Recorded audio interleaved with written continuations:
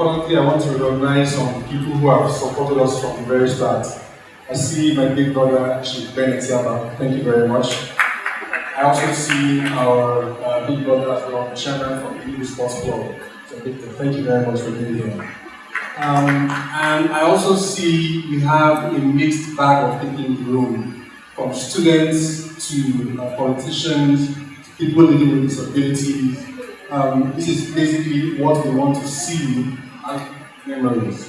And when we started the initiative, our goal was to make sure that we bring our people together to make sure that they appreciate what Ìgbò, both home and beyond, are basically doing. And as we begin again, Ńkàtá Ụ, after a couple of years, when we stopped about 2022 or so, we hope that you guys will be with us to the very end and enjoy every session that we'll have for you every month. As our director mentioned, we are sponsored by Ford Foundation. And if anybody knows Ford Foundation, we will not sponsor anything that is not a great initiative. So let's put our hands for Ford Foundation, please. So again, we want to keep to time, to respect everybody's time as well. So I'd like us to move into the next session, enjoy the presentation we have from our key. Thank you very much. The return of Ńkàtá Ụ is premised on three components. The first component is the conversation. In our and we have different challenges, we have different needs, we have different aspirations, and articulate here together to find out how we can make progress. So in the course of this series, there's a lot we will do with students from secondary schools and tertiary institutions. And then the last part is the stakeholder engagement. When we have people who we have been delivering Ńkàtá with, in different captains of industries, business people, politicians, because we need to come together coalesce and find a way to move Igbo forward. So in the course of Ńkàtá this year, we'll have some of this engagement. And so please, if we come to you to beg you, to ask you to support us, please, kindly make your doors open and available to us. And on this note, I'm going to call the Programs Officer of the Center for Memories to just give us a brief intro of Ńkàtá Ụ and then welcome our speaker so that Ńkàtá Ụ. Please welcome Admiral from Namani, our Programs Officer at the Center for Memories. Hey, Igbo never.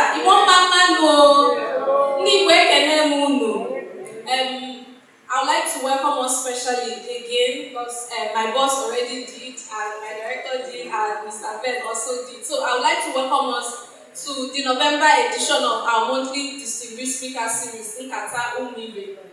So Ńkàtá Ụ an initiative of the Center for Memories, and it's been ongoing since 2018. It was in May of 2018 that we started Ńkàtá Ụ.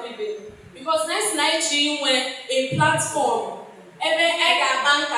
about issues that affect us as Igbo and how we can move our region forward. Because they gather together under the tree and then they deliberate on issues that affect the community and what different individuals can do to move the region forward. So we started in May 2018. It was Professor Chidi Odinkalo, and he spoke on Iwe Kulie. It was a very timely and very important topic to start with. And then after Professor Chidi Odinkalo, we had Professor Oken Dibe, who spoke on Echidime, Igbos and the parable of the snail. Then, we now had other speakers like Dike Chukwu Merije, like Chief John Unyamuodo. Then in October of 2018, we had our very first female speaker and the youngest at the time, Chika Odua, who is an international award-winning journalist. And then we had Yvonne Choma Banefo and Okeke Chubakeshi. Then in 2019, we had Chinenye Mbauzuku start the year with a very important conversation on Ndi Ìgbò in a digital economy. And then we had Ike Chioke, we had Dr. Joe Abba, who spoke on governance matters. Then we've had Frank Mweke Jr., we've had Chichi Aniagolo Okoye, we've had Obiasika, we've even had our former chairman of Enugu Sports Club, Chief Ben Etiaba, who spoke on Ijelo Obodozi. He spoke on servant leadership. Ńkàtá went on a long period of hiatus where we didn't hold Ńkàtá because we could not gather together as a community. Then after COVID, we also went through a period where funding challenges and other challenges, and then we had a series of Ńkàtá episodes in 2022 with people like Professor Pat Utomi, people like Chioma Agwebo, people like Obiasika as well. 2023, unfortunately, we also could not hold Ńkàtá. So imagine our excitement to finally be back here to hold Ńkàtá Ụ once again. Please, let's put our hands together.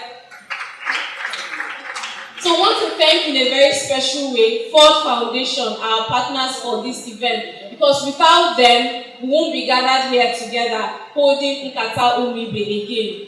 Now, today, November 1st, 2024, we're having our first Ńkàtá in almost 2 years. And, there is no better topic to start with than Ncheta Bụ Ọganìru. Ncheta Bụ Ọganìru, collective responsibility for the research and retelling of Igbo histories. And then when you talk about Igbo history, when you talk about retelling our story as a people, there is no better speaker than someone who has, decades of experience, decades of work experience, documenting, preserving, collecting, archiving, showcasing this aspect of our identity as a people, our history and our culture as a people. Nze Ed Emeka Keazor actually wears so many hats. When I start listing his credentials, you marvel. And we're hoping that I can see that it's already showing on the screen. So he's a lawyer, he's a historian, he's a documentary filmmaker, he's an author, he's an archivist, he's so many things rolled into one. And we could not have had any better speaker to speak on this very important topic than Nze Ed Emeka Keazor. Ladies and gentlemen, with a resounding round of applause, please let's make welcome Nze Ed Emeka Keazor as he comes to the stage to deliver his lectures. Thank you. Please let's put our hands together for Nze, please. Please keep clapping, keep clapping, keep clapping. Nze is coming to the stage. Please keep clapping.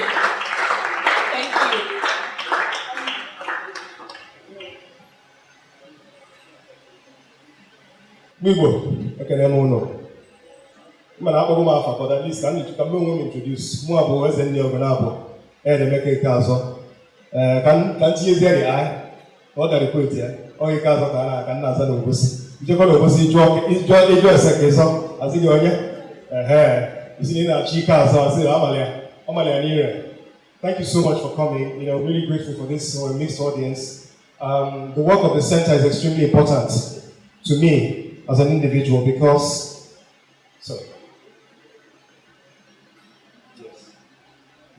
the work of the center is very, very important to me because you see a collection of selfless Igbo, male and female, coming together to promote not just our culture, to promote knowledge, intellectualism, development.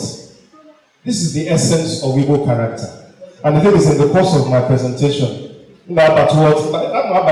just to highlight a few things changed in our society between the 1950s and the 1970s. There were major changes, which are not always for the good. But then the important thing about history, 10 years is but a speck in the full quantum of time.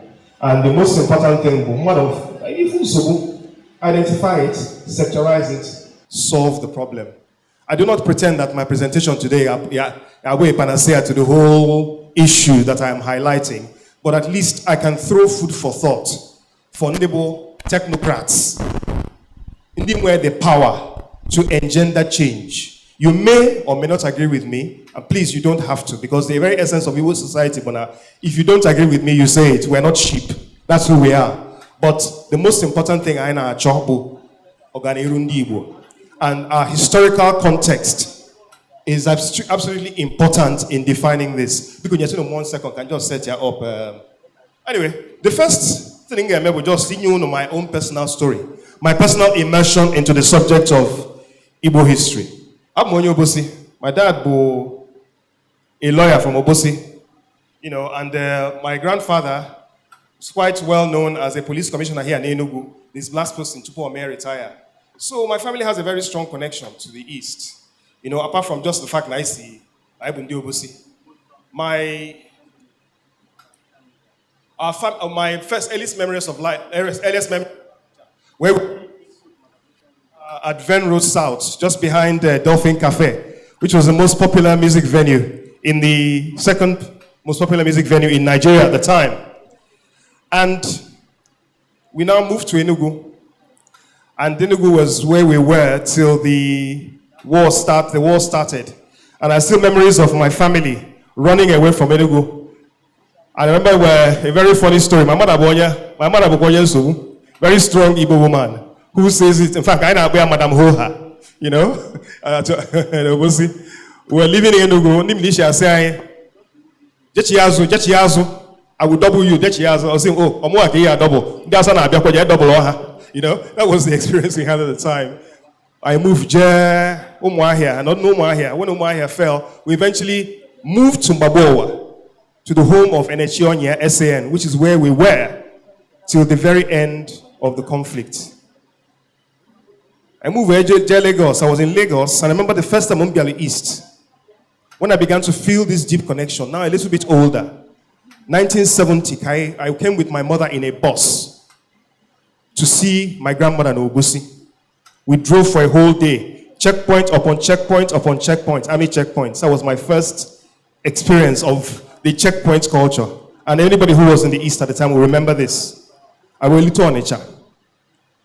History is important because we tell stories. I can take a photograph and show you on Onitsha in 1970.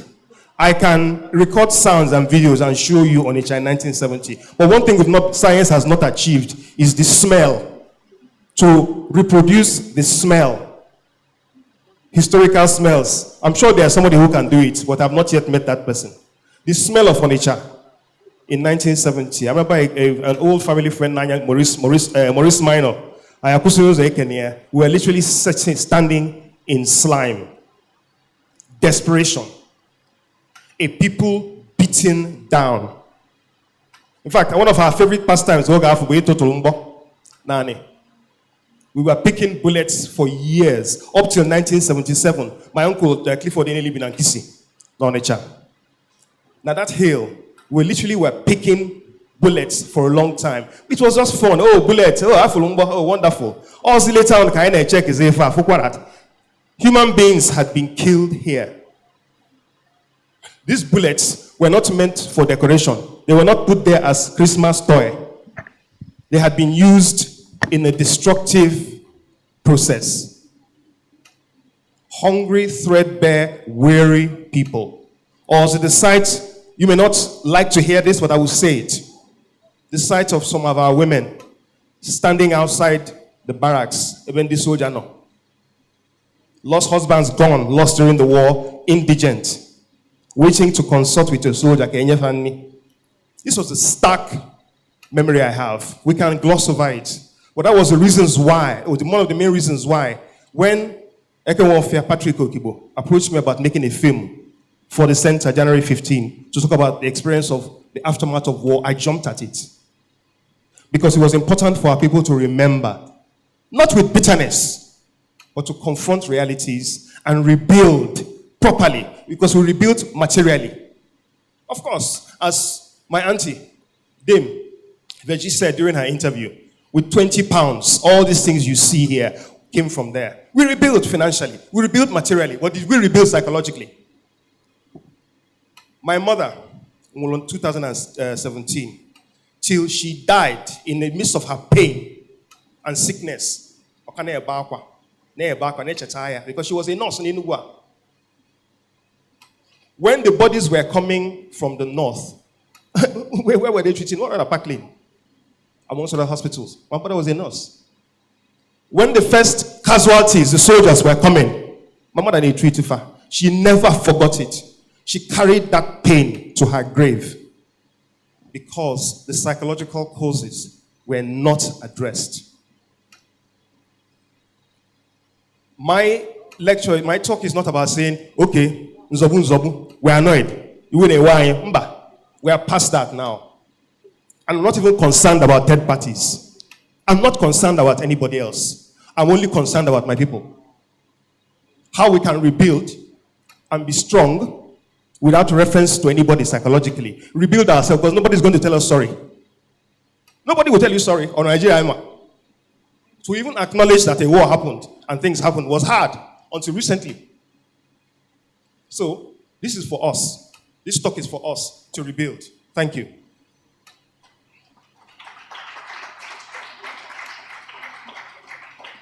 Growing up in Lagos after the war was not easy because we had lost a war. I were victims of, an injustice. It's what it was. I remember as a child, once one of my cousin Naga, in Ikoyi where we lived, it's about 1972. So full soldier Naga had one building, say, hey, fine boys, what's your name? My cousin as you Doka. I don't know what possessed me. See, my name is Chukwu Emeka Keazor. My cousin say, hey, this boy lapatakwam. The man say, you say waiting. Say, hey, my cousin say, because he's playing, he's just joking. But anyway, it wasn't fashionable to be Igbo. You couldn't really put your head up because really, as we say in Obosi, and you had to stoop to conquer. It was different in the East. Because at least, that is why a lot of the technocrats see, while also from Ibadan and Lagos, came back to the East and refused to go back again. But many of those who went back, it was tough. I remember those days, 1971, 72. In fact, 1970 to 71. Iga first side Marina in Lagos. Here are 4 groups of able-bodied Igbo men standing around looking for work. Some of them were civil servants, some of them were company workers, left indigent, literally standing begging for work. I'll never forget the sight of a young ex-Biafran soldier, Luzo Foko, standing there. My father would salute him virtually every day he saw him as per an ex-comrade.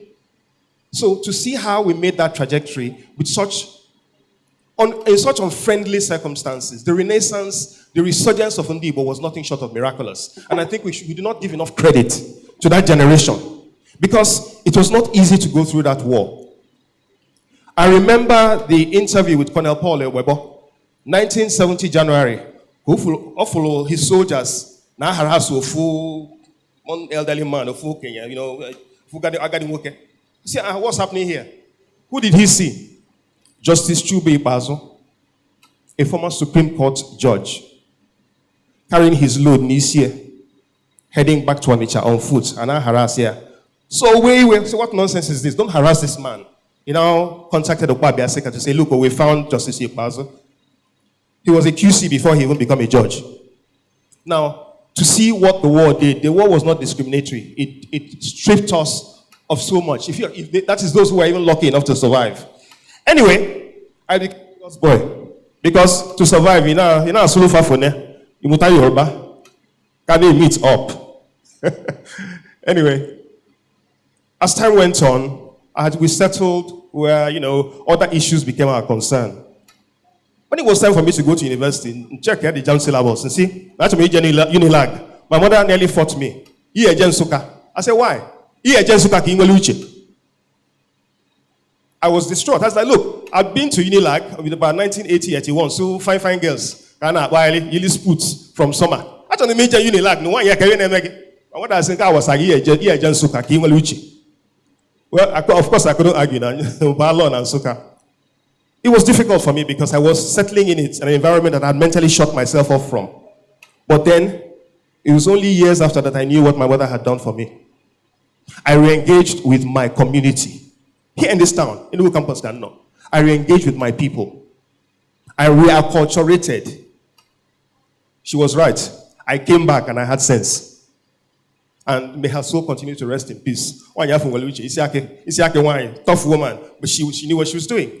So I became unashamedly, aggressively an Igbo man. Before you ask me, I will tell you. If you don't like it, we're not friends now. Thank you. Bye-bye. I can respect other cultures. I have to. Because my grandmother is a Yoruba woman. A Yoruba woman that spoke Igbo with an Obusi accent. A Yoruba woman that is buried at Obusi, at Ire village Obusi, in her husband's house. So, I respect the Yoruba culture, but they're paramount to me. Because one question, Chika Unigwe, my sister Chika Unigwe Julofu Ajuju, I'll say, you that live elsewhere, where do you consider your home? I said, well, look, I have property in London. I have property in Lagos. But at the end of the day, Achukwa also, where will I run to? Ubusi. Because there's nowhere other place on this earth that someone else cannot tell me you don't belong here. So that was my return. My son has never lived in Nigeria. Why? So that he knows that he comes from somewhere. My children are Igbo. They've never lived in Nigeria. So all of this is about identity. The quest for identity. And it's not part of, this is not a very long introduction, which has taken over the whole time because he used when made this presentation, but it's important to give context to my own journey. Because, can I have some water, please? So, let's talk about Igbo historiography. Because for us to understand the subject of memory, remembrance, we have to understand what we're supposed to be remembering. Who are we? Where did we come from? I'm not going to give you a lecture on... thank you. Can you open it, please? I'm not going to give you a lecture on Igbo, the evolution of Igbo history, but I'm just going to touch a few points about the historiography. Thank you.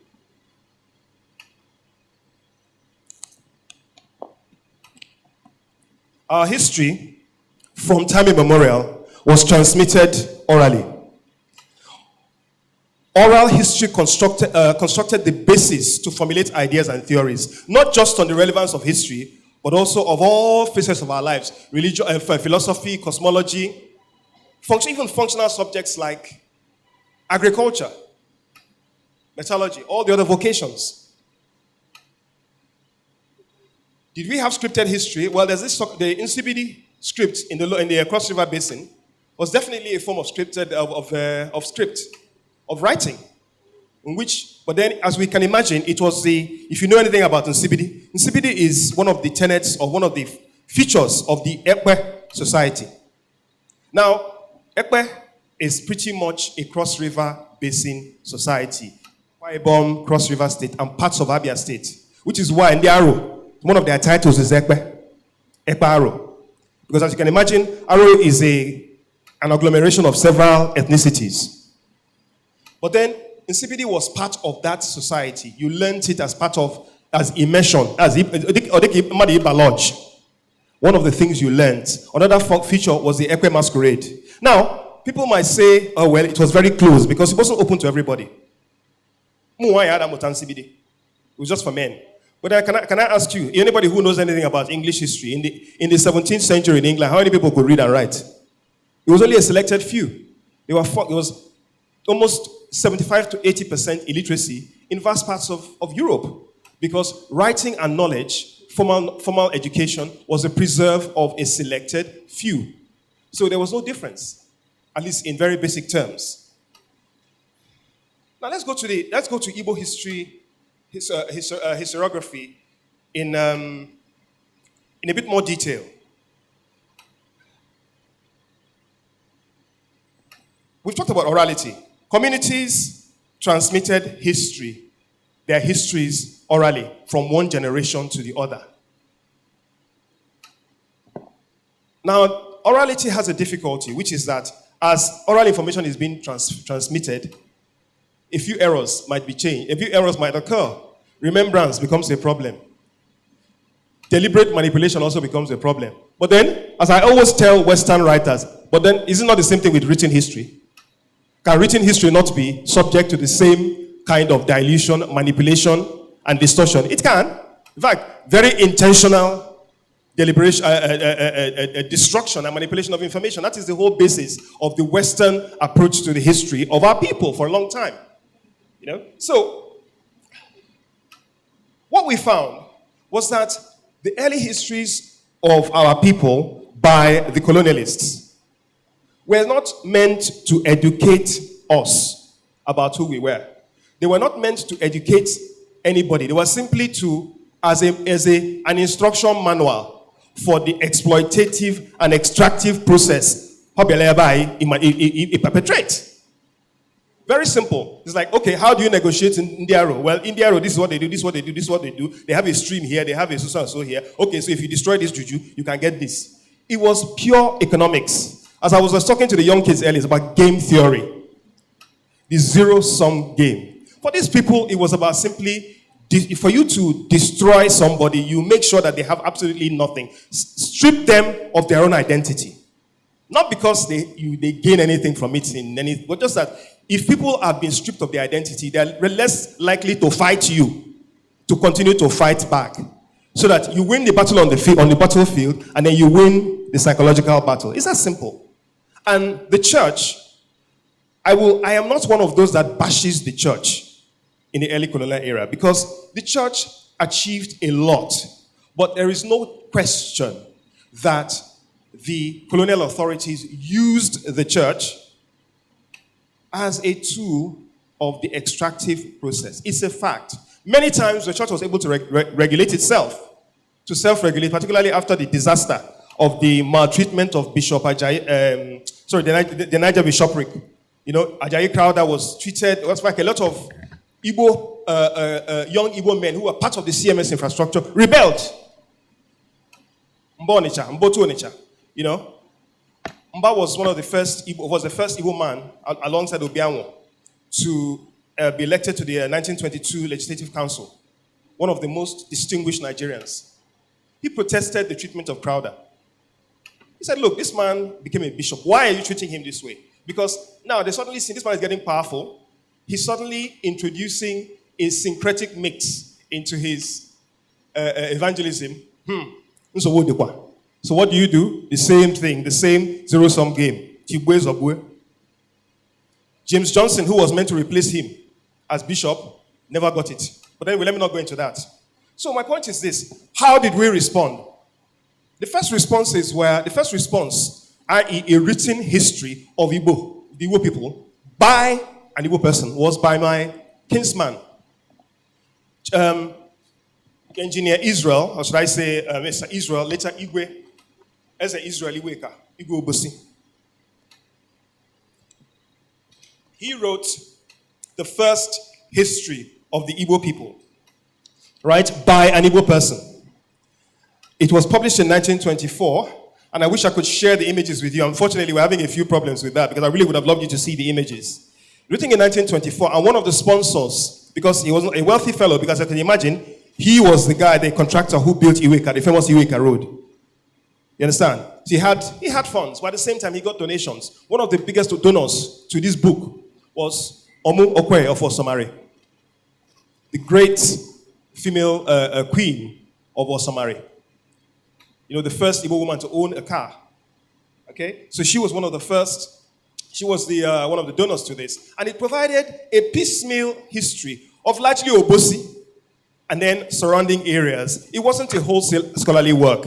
And in fact, because he wasn't a very literate man, a lot of the writing was done by Reverend Ebunobi, one of the early Anglican priests from Obusi. So that was the first effort. At least he made small effort, as they say. He tried small. Okay? But then, it's almost as if his response was to a whole swathe of publications on Igbo land by a long list of British anthropologists. Because they were not so much historians, but anthropologists. Not so much about gaining knowledge that becomes altruistically useful to Ndebanye. It was about the extractive process. I'm just going to run through a few of them. Major Leonard's The Lower Niger and its Tribes in 1906, Charles Partridge, Cross River Natives, 1905, Northcote Whitridge Thomas, N.T. Thomas, who was quite, a lot of the photographs of Igbo land in the beginning of the 20th century was taken by Northcote Thomas, who was a bit of a madman, because he generally actually believed in what he was doing. But then by 1940, when Nigeria was amalgamated, and Lugard saw all he had written, he said, we came here to come and extract and rob these people. Why are you studying them? So nothing was done for quite a few years until 1926. Amory Talbot's Peoples of Southern Nigeria was published. And of course, the very famous G.T. Baston among the Igbos, which provided a bit of an insight. But then all of these works had one flaw. They were written by 4 outsiders who had a very subjective view of who we were. And not just that they had a subjective view, and a very cynical subjective view. And the language, you cannot come to Igbo land, spend even 10 years and claim to understand. The Igbos are heterogeneous, culturally heterogeneous by nature. As I was talking to the children earlier today, we make the mistake of sometimes saying, okay, see, I mean, an Igbo. Hold on, sir. Where na Igbo? Where is this done? Cultures can vary across an Ngene. We have 2 influences, the influence of Ojoto and Umezechima. Now, the Ezo-Bosi title, or Igbo-Bosi title as it became later, was brought in by Umezechima settlers who came just after the Ojoto settlers down the road where I'm from. But then eventually both cultures coalesced, but then they still maintain differences in approaches to cultural issues, even in that small, tiny space, Anabobosi. So you should understand, I think, it is important for us as scholars of Igbo land to understand the heterogeneity of Igbo society. It is not a disadvantage. It is a very rich advantage because, as one of my young friends used to say, Igbo Milemi, our culture Milemi is deep. But then we have to understand the nuances and respect them. Like I was having a conversation with some young, vibrant, my brothers. And I asked him, in that case, since Obosi has said you're not Igbos, I said, oh, okay, I forget that you are now the clearinghouse of who is Igbo and who is not. I said, okay, cool down. Calm down. You see, the thing with history is you do not approach history, cultural history, with gra-gra. That's why in the Ochasef, Fanabi studied this thing. They come with a childlike curiosity and they listen. They take notes carefully.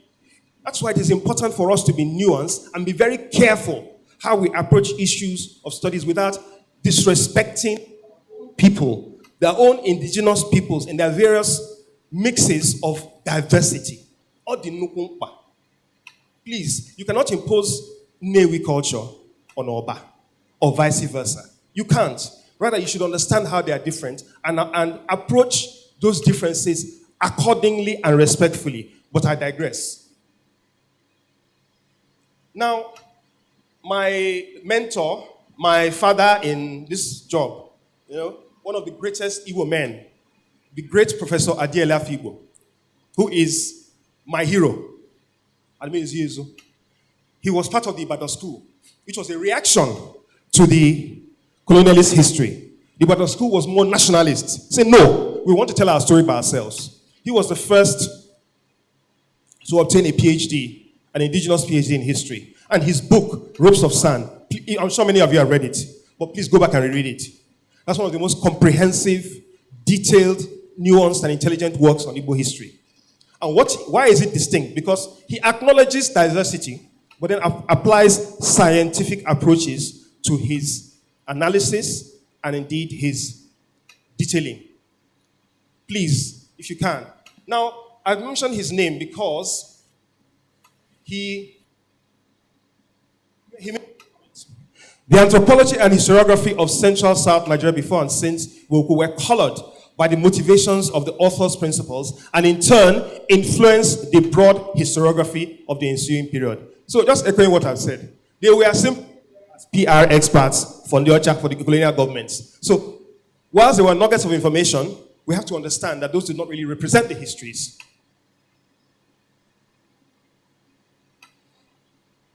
And he described the studies as displaying the idiosyncratic waywardness of colonial anthropology, characterized by lack of focus, method, intensity, or concept. They looked at political systems because that was how they could manipulate. When you manipulate the political system, what do? You can manipulate the economic systems. Simple. They weren't interested in our cultural nuances. They weren't. The person that went deep was not good Thomas. As soon as Lugard saw him, Lugard Achuni Aono, you know? So he described it as high noon anthropological approach, which resulted in the emphasis on centralized political authority as being the ideal or apex model of political structure, influencing writers like Henderson, Onwe-Eji-Ogwu, and Nzimiro. Now, why do I say this? Because that high noon anthropological study, look, that there's a hierarchy of societies in terms of value, quality, and standing. That those that had kings were the more advanced societies. And those that had more decentralized systems, a king and a cabinet, were on another level. And those that had no kings, no discernible sovereign authority, but more like republican structures, were savages at the bottom of the ladder. That's what they said about us. Because most of Igbo land, obviously, is republican. Of course, we had bastions of monarchies. Nri was a theocracy. Western Igbo land has lots of monarchies. But then, Oguta also had a monarchy.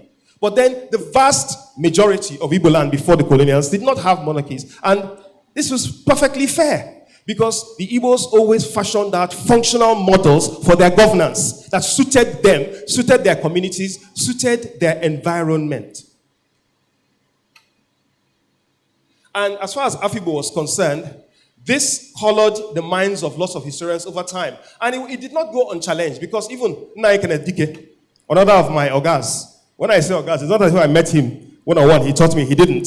But when somebody is so important to the corpus of knowledge, you drink his thoughts, you eat his thoughts, you immerse yours. In fact, you bath in them because that knowledge that he disseminated was invaluable. And his response to a comment by Marjorie Perham, who said that until the penetration of the Europeans, Africans were without writing and thus without history. Now, this was his response.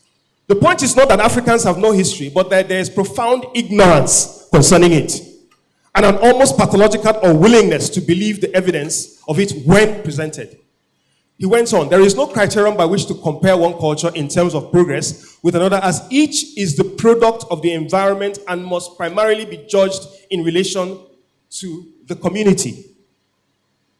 And I would argue that a republican system that relies on the community agreeing decisions that affect the community on a broad democratic basis was more advanced than having a dictator with the divine right of kings to kill, deprive, or build, as the case may be.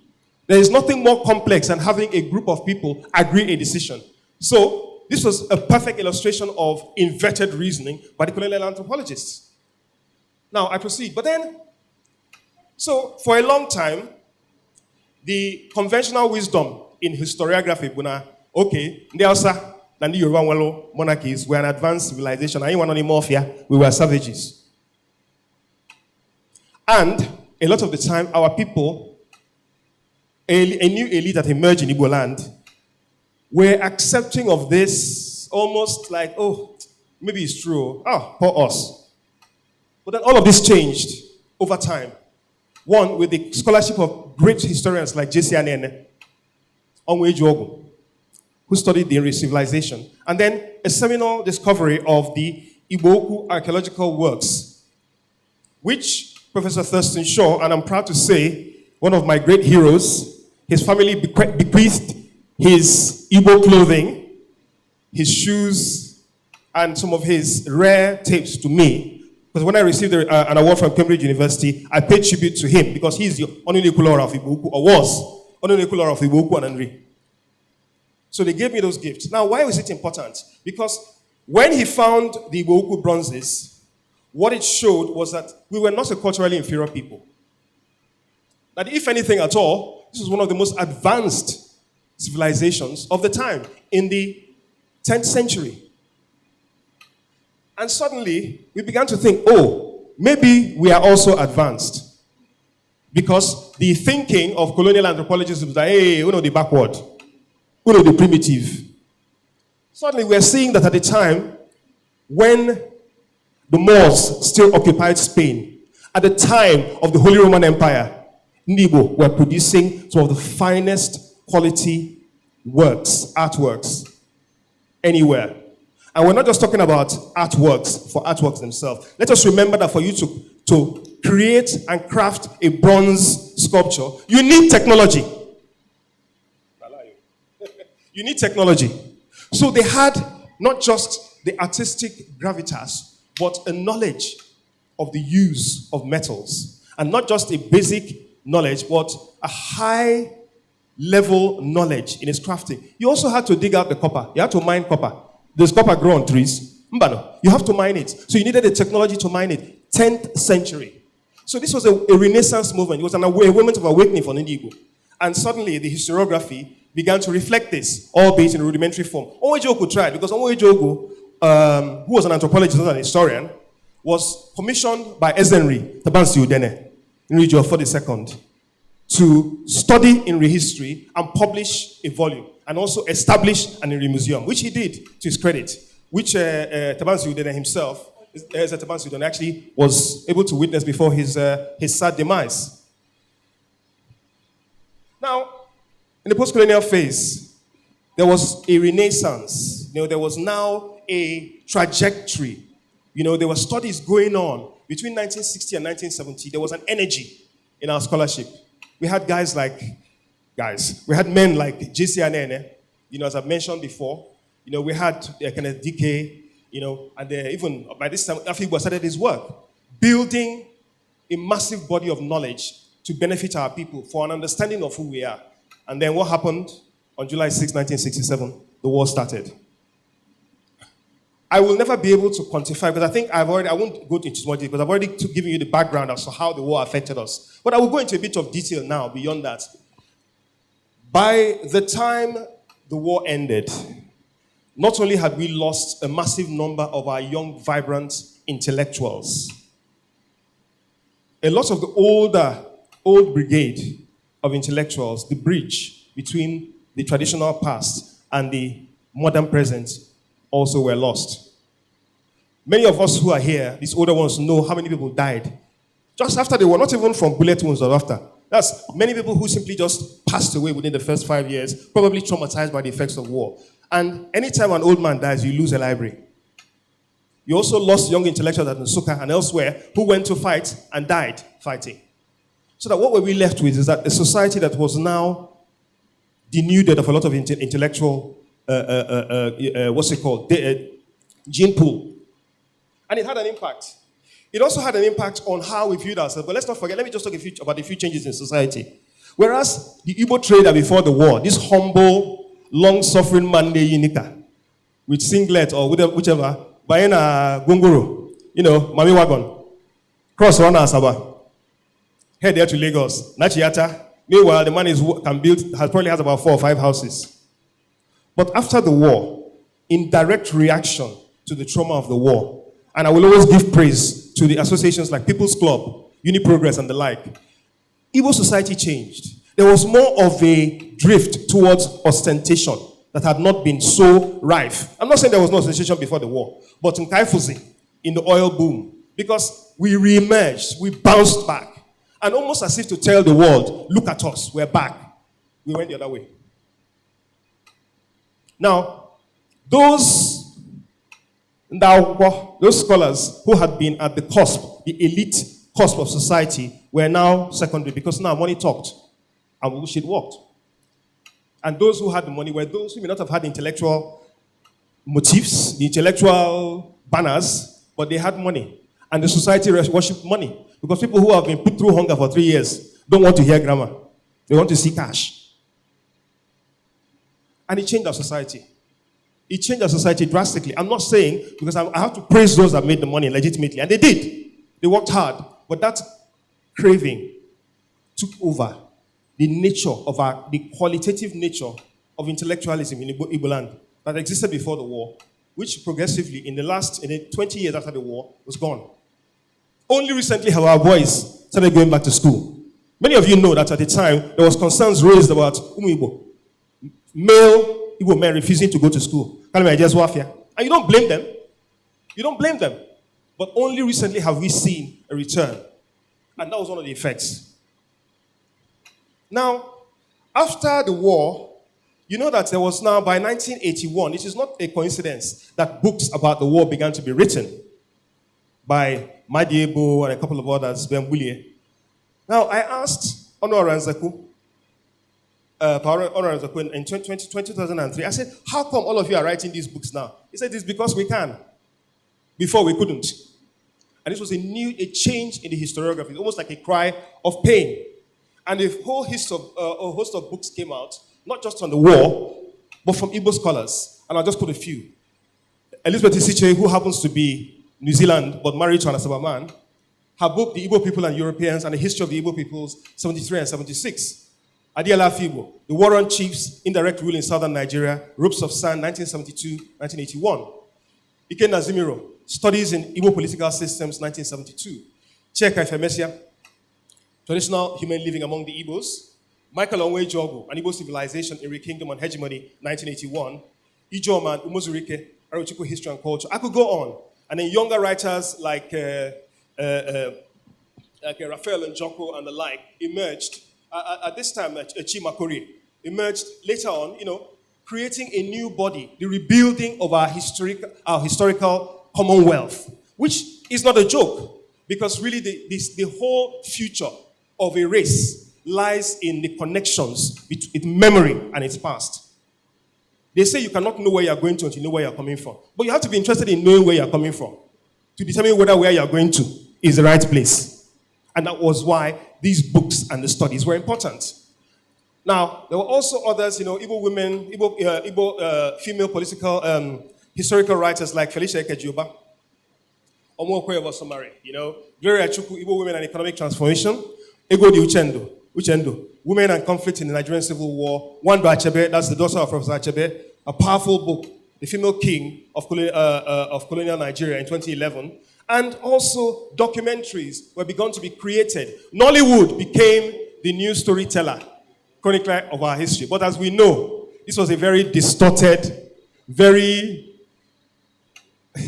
let's just say it was nice for us to laugh, but it could never be described as an historical document. But then there were gems. There were gems in the Maya.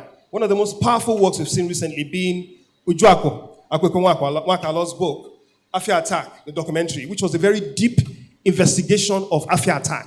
This was real Igbo historical storytelling, accounts from the people themselves who were the coalface, Now, beyond that, a new set of explorations of our culture began to emerge, through filmmaking in particular and books.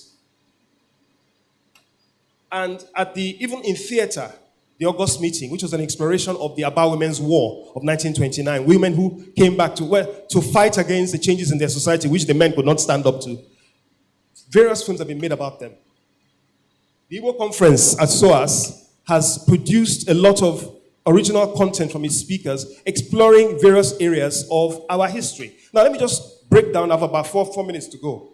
Break down the various phases of historiography. One, the pre-colonial historiography, histories, the colonial phase, and then the nationalist or Ibadan school phrase after independence, when our nationalist historians wanted to say, we are tired of learning history from your own perspective. Now we're talking about ourselves from our own perspective.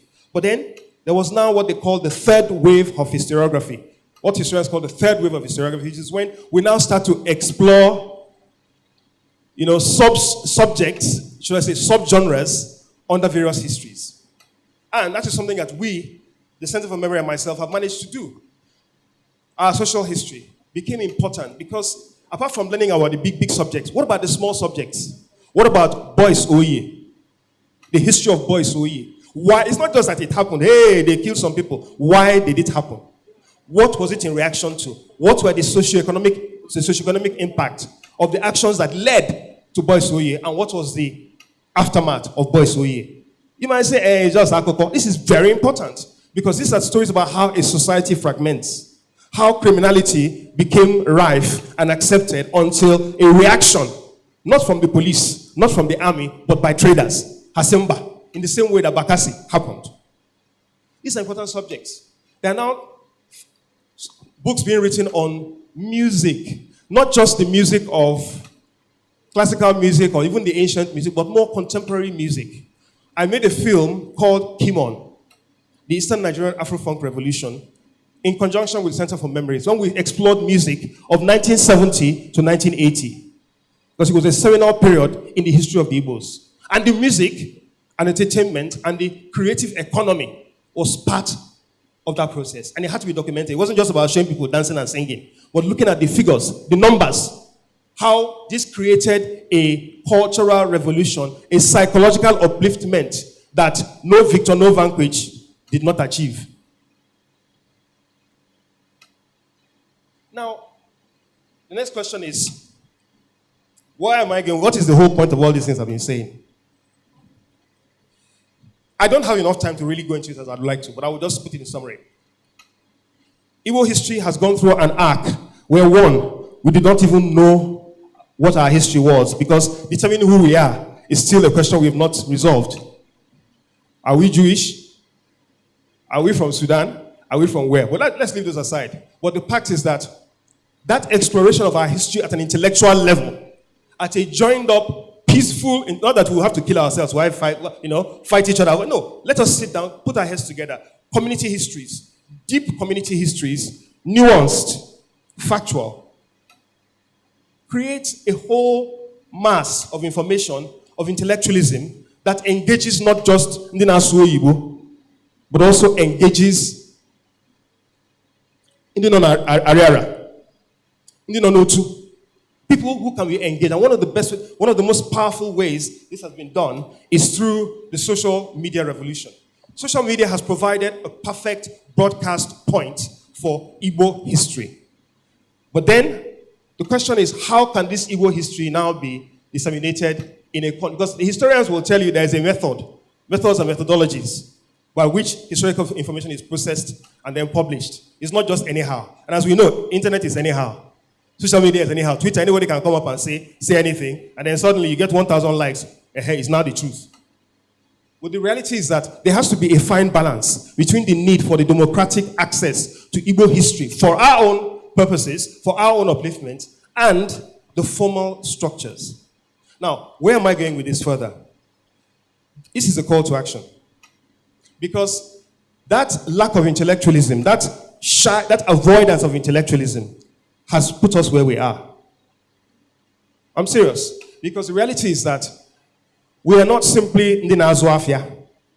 We're not just business people. There are some people, like Arrow people are entrepreneurs, but they were people of industry. We're people of intellect. We're deep philosophical thinkers. Deep. But the reality is that our society, a veneer of superficiality has covered our society. That has devalued the real essence of Igbo, the Igbo race, industry, intellectualism, endeavor. The people that were smelting iron at Leja, even before the Bronze Age started in Europe, were Igbos. So what happened to that trajectory, that evolution of intellectual thinking? What happened to it?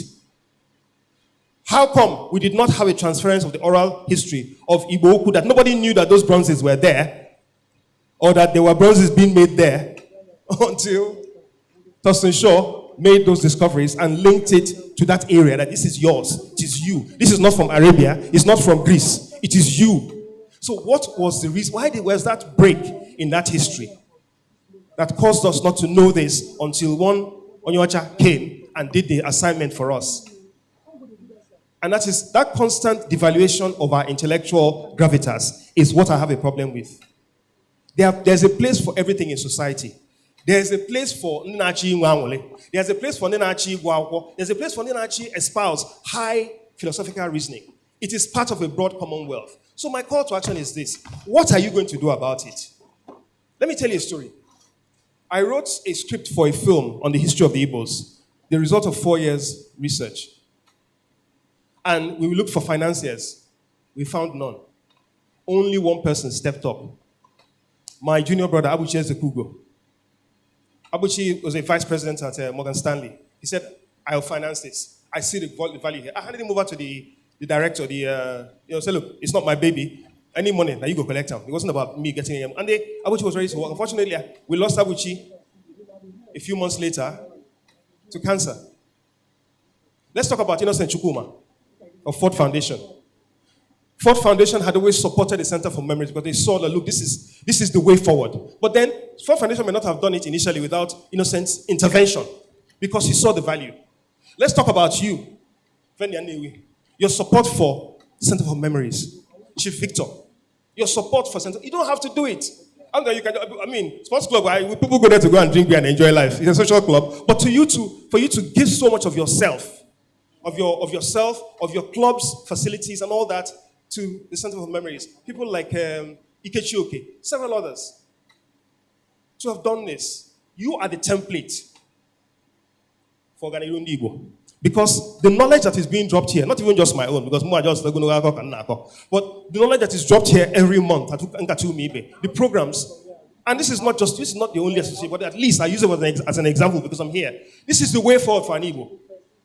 While the traders are doing their trading, while the businessmen are doing their businessing, what about the thinking?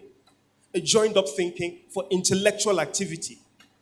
That connection between a glorious past. Because who you think you are is based on what you have to be. I asked the children today, I asked a young man, where are you from? He said, Nise. I said, do you know Nise well? He said, I don't go there. So I said, if I tell you that in Nise in Eliano Mwado, you able to defend yourself? You won't, because you don't know your history. But when you know your history, Mwado call nonsense, he face here, you reply. And even if they're telling the truth, in reality, you see where negotiate. But this you have to understand the universe of your own. My dad is 90 years old. And we call the man is weak. Because whereas he was forced, like me, to go and learn home. His father was in Lagos. My grandmother was a Yoruba woman. And I was also Yoruba. My father said, he just tell him marriage, but he was like, Dad, I want to go to St. Gregory's College. He said, you will go. Then, when my father retired from the judiciary, where did he settle? He settled in Lagos. We had houses in Lagos. Because he had been drawn to home. In the same way my father forced me to Imamwa in 1974. It's the same way my son was compelled to. So that transference of our history, that respect for our history, is not a fancy. People used to say, oh, music is just one day, Dakalogoli. Yeah? The Osaka. See them now. See, look at the creative economy. Look at the net worth of some of our creatives. So why should we discount history? As I explained to them, functional history, even things like entrepreneurial history. I have to go and read Tom Forrest's book on Nigerian entrepreneurs to get the full history of Siti Onyekwelo, one of our greatest entrepreneurs. Look at the Igbo guilds based on towns, as Ozeba and Sube sang. That, because of all the bread manufacturers from Agolo. But let's also talk about record companies from Nofia, Siti Onyekwelo, RTS, all these Northern indigenous, so they're almost guilds, but highly entrepreneurial. I know the net worth of those people. Young people don't know it. They just look at some quaint, and the thing is, those guys, they don't mind you not knowing, because we did go find a make. I've just joined the board of a global heritage records label, and we're licensing a lot of, and I'm looking at the numbers. I was like, Igbo. Just been making their money quietly. Any more Amara. I need two flavor. I need two CK. Amara, these old people are making the money from these heritage labels. So this is deep entrepreneurship. This knowledge is not readily available. I had to sit down, Tisi Onyekwelo, who took over from his father to get to, and I can't reveal anything because I'm under an NDA. I can say that I spoke to him, but I can't tell you but what I learned was a PhD thesis in Igbo entrepreneurship and the nuance, the hybrid of that Igbo indigenous entrepreneurship and a new westernized form. Tisi Onyekwelo is a chartered accountant. So that combination, I was almost in tears at what I just learned. Many of you don't know it. And that is what should be transmitted. So, I'm about to finish. Okay, no problem. I'm done. Thank you. I'm sorry. I should actually finish. So, the call to action is this. As I told these kids today, we are all historians. Go and disturb your parents. My mother died. She never told me a lot of things. When she died, I now learned that at 2 a.m. in the morning in the 1940s, why your bicycle from Obosi? Jen and get Dr. Onubo Gononicha. to call him to treat her father. I never knew this history. Many other things about life I never knew that would have guided me in understanding myself, understanding my people better. Chief Victor, all other supporters of Center for Memories, I salute you. Abuchi Ezekwugo, my brother, my younger brother in heaven, I salute you for all you do for Igbo. Center for Memories, I continue to salute you for the thankless job, because nobody is telling them thank you. I know, I've worked on several projects with them where January 15 that some of you enjoyed, we didn't have kobo.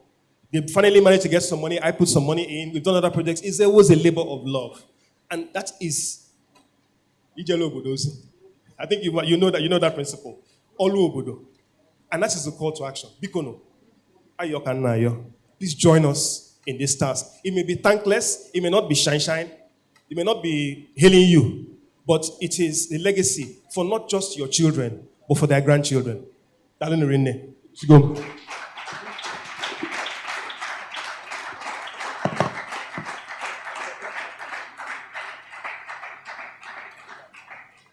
Please, we can do better than that.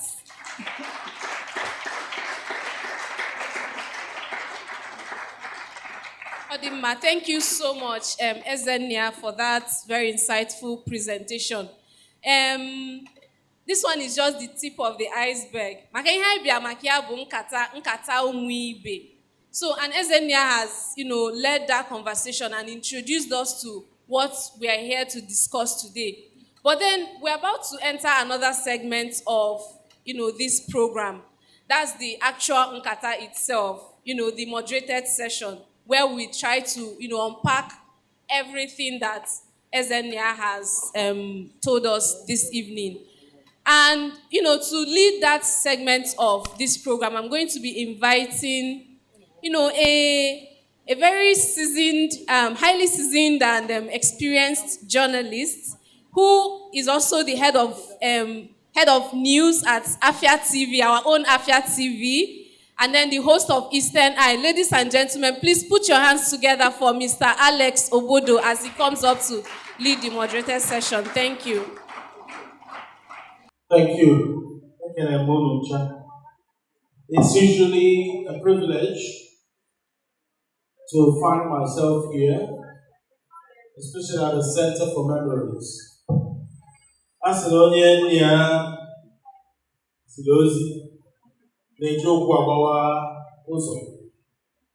And then we have various things to say around here. If we don't discuss, if we don't have something to say to our children. I think it was last week, my wife was telling me that we haven't had time to play and talk with our children. And it turns out there are various excuses why we are forgetting, because that's why we're here. There are various cogent excuses why we are forgetting, but then there could also be various reasons why we have to stay the course.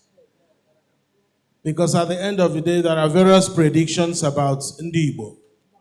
People say our language will vanish, and we are working hard to refute that. I'm sure that Nze Ed Emeka Keazor is also working hard to make sure that that doom prophecy did not come to pass. So that is why we are here. Ncheta Bụ Ọganìru. But then what happens when you don't remember?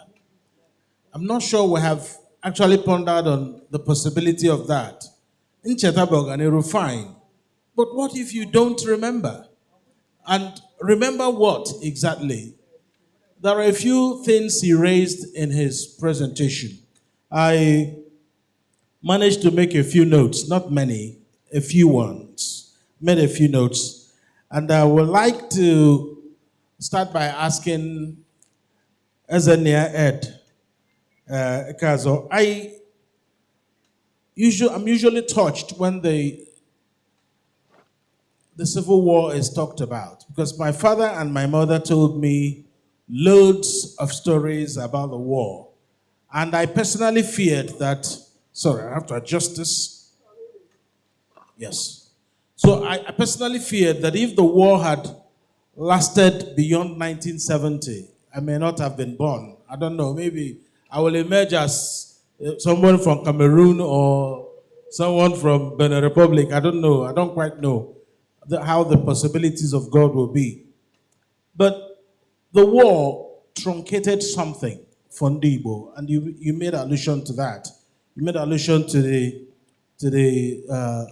60s. You made allusion to the 50s. You made allusion to the 60s. But from the point the war happened, it looks like there's a song by an artist.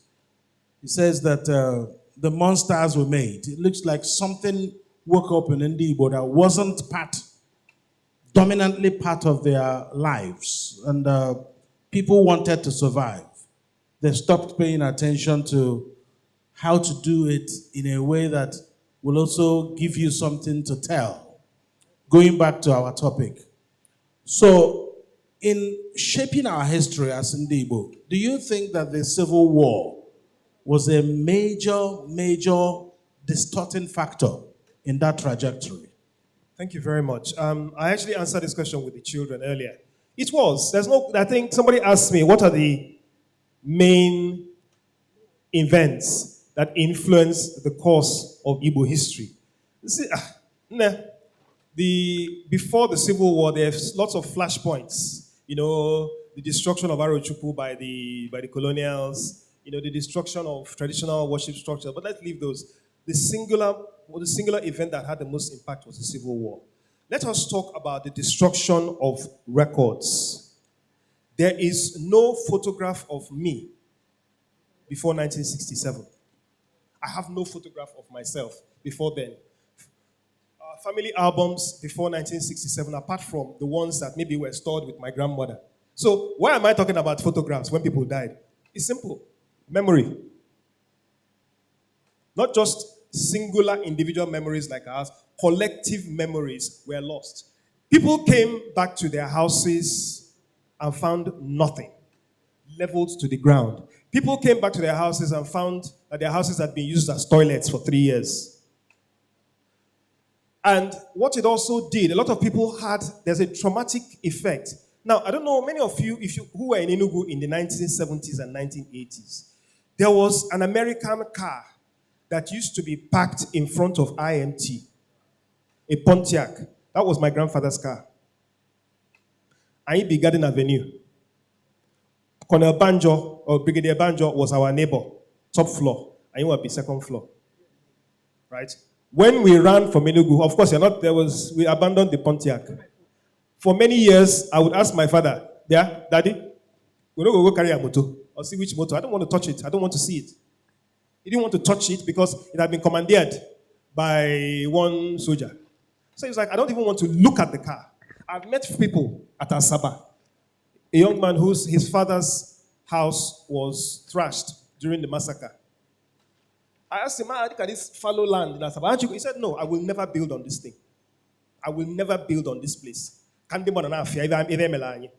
like, okay, well, bros, this is millions of naira. The reality is that, as I said, lots of people died. Many people, every weekend, I know every weekend, I know people who did not die during the war, but the traumatic effect of the war killed them slowly afterwards. And let's talk about lack of economic power. Look, the 20 pounds issue has been rehearsed ad nauseum. I don't want to go into it again. But it had an impact. And there's a lot of nuance to it. These are people who, look, there's Okafor Lines. You might have heard of Okafor Lines, Okafor Shipping Line, before the war. The first shipping line owned by an individual, a private Igbo businessman. Okafor came out of the war with only the clothes on his back. By the time he came back, everything was gone. So we're talking about a loss of economic power, psychological trauma, a loss of memories, and also a loss of the sense of self. Because when I talked about how we were being treated in Lagos after the war, then I was just making a joke. I wasn't making a joke. My mother is I keep talking about my mother because my father is more diplomatic. My mother is a typical Igbo woman. She fears nobody. she fears no man of this world. But I know that those days, how she was, my mother would come back home from work, the nurse, sometimes in tears, about how she was treated by other people. And some people would keep quiet and take the abuse, my mother would not. But I can remember a story. She escorted somebody who Adekunle had, Adekunle, last couple, was in charge of the pots. So somebody said, Biko, can you take me to him? Can you hire my shifa detail? She said, okay, well, he comes to the hospital. He went there. Adekunle was shouting at my I was drunk as usual, screaming at my mother. My mother started screaming back at him. All the money was in my have to carry my mother and say, this man is mad though. So that's the kind of woman she was. But the impact of the war drained this woman of her soul. So if you talk about a singular event, economically, sociologically, psychologically, the impact was one of the worst possible for Igbo. All right, thank you so much. You know, this is a very touching part of our history as an Igbo. And if you throw your mind back, that's possibly the reason why we still sit at home in the southeast every Monday. Because if there was no civil war, we wouldn't be having sit at home. I mean, some people here think that we're better off on our own. And some other people think we have more interests in the larger country and trying to, dehinge ourselves from the larger federation. But then there are people who are in this space who don't know what prompted the war. And then the kind of scar people were carrying. And you told a story about even to your mother's dying day, that she still felt the pain of the Civil War, how she was tending to wounded soldiers and other people who were wounded during the war. Do you think that that scar will ever heal? I'm not talking about the wound. The scar, can we ever really move beyond the point where we are always referencing the war? And it's the reason why we cannot look ahead. Thank you so much for that question, because it's important. In all the rush to finish my presentation, that was my landing point. Because I alluded to it at the beginning. The reality is that I am done waiting for anybody. I can speak only for myself, I can't speak for any other person. I am done as an Igbo man waiting for anybody to apologize to me. I am done with that. Now, can we heal? We have to make that conscious, intentional effort to say, you know what, we're going to write about this. I'm no longer looking left, I'm no longer looking right. I know it's not easy. Come on, man, I cannot tell anybody how to grieve or mourn. People, I can't do that. I have no right to do that. But for me, it's about looking forward. Harnessing our strengths as a community. Because people talk about marginalization. What do you do if you feel you're marginalized? You come together. Organize.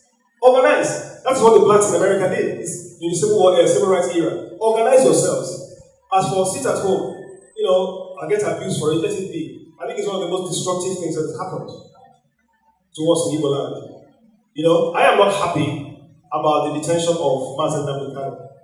I feel there should be a better way around it. But I certainly don't think that to sit at home, it just hasn't been effective in how many years. Let me be honest, the people it's being directed at, they don't care. They really don't care. In fact, the more damage that is inflicted, they're like, good for you, do it to yourself. So I don't think so. The only thing I can appeal to is if there's any way that this matter can be resolved peacefully. The young man spent several years in prison. Well, starts his sentence, easy. Let us hope that this will remove the plank under which this, I'm sorry to say, destructive episode in our history is being perpetrated. Maybe that can be the start. So I appeal that whoever can. I'm not, I have my own views about. I thought Biafra was the quest to defend ourselves was important. My father fought on the Biafran side, and he has no regrets about it, even though he regrets the end of the war. And I felt that look, Ojukwu needed somebody to support us, to stand for us. But there was a time when the war should have ended. That's a separate view. Are we better off on our own? I don't know. I really don't know. Because the reality is that there's no ethnic nation that has more demographic presence across the geographic boundaries of this country than the Igbo. We will go anywhere and we will settle. I always used to laugh whenever I'm driving to Makodi, those days from Osoka, and I pass Nze Ampa, and I see everyone sons. That junction, I say, you need to get back, you know. And you go to China, you see an Igbo man. We are spread demographic, so we exist. We do well. As a fact, there was a joke. That day there was this young man who was in council. I don't remember him. You know him. When they were doing also Abiola, when people were coming home, see, was it Panama now? If I drop one, because get out of the table man in a container, you know, because you put all these huge numbers coming back home. Where do you stay? Where's your room? So we do best when we're spread around, but that does not necessarily mean that if Nigeria decides it no longer wants to be one nation, then let it end peacefully. If Nigeria can be retained with a sense of justice for everyone, where the Igbo man feels he's no longer marginalized, where there's justice for everyone. Because I will say something about marginalization. Do you know that Nigeria is even marginalizing itself? Everybody is marginalized. Everybody is brutalized by what has been the recent history of this country. Right? But we have suffered. Can it work? If it works, great. Because we will do well. If it doesn't work, we will still do well. But the key thing is that healing process. It has to be internal. It has to be collective. Look at what Asaba is doing. I've been working with the Asaba Memorial Group. I've just made a documentary for them on the Asaba massacre. And me, I don't know how to tell lies. I will say everything as it happened. I will not abuse anybody. Because the truth sometimes is harder and more effective than harsh words. January 15, we told people who had lost family members, come and tell your story. Just tell your story. Finish. When you tell that story, those who would not really have said, but, which is done, because nobody will say to you, oh, sorry, your old mother, 75-year-old mother deserves to die. And anybody that says that, well, I'm sorry, that's a different story. But we have to have a collective agreement, a collective union of healing and moving forward. We are not victims of Nigeria. Because if we were victims, we would never have risen after the war. We rose, because I know where we were. I know where we were. I smelled it. I smelled the failure. I smelled the pain of our people, even as a young person. But then I now saw the triumph. I saw how we bounced back. No, sorry. No, I don't want to apology. I want us to rebuild psychologically. Remember who we are, know what we are, and move on and keep moving. Okay. Thank you. I'll just ask one or two more questions before we go to the floor. And the first one I would like to ask is how we manage our diversity as Igbo people. Before we get into the larger country, where we also learn how to coexist in Nigeria that is interculturally diverse. So, for Nigeria, or for Southeast, Igbo, you also made an allusion during your presentation that even Ngene can even give you a different language group. If you just move from the boundary of your village, the next village have a different slant to how they do New Yam Festival and all sorts of festivals. Do you think that each time a conversation is being had around what Igbo should do, that no one should have a tone of finality? Do you think that should be so? Nobody should have a tone of finality. You will always be in my own part. This is what we do. But do you think anyone has a right to say, okay, no, do I can't go just for the sake of uniformity? First of all, it's even impossible. You understand?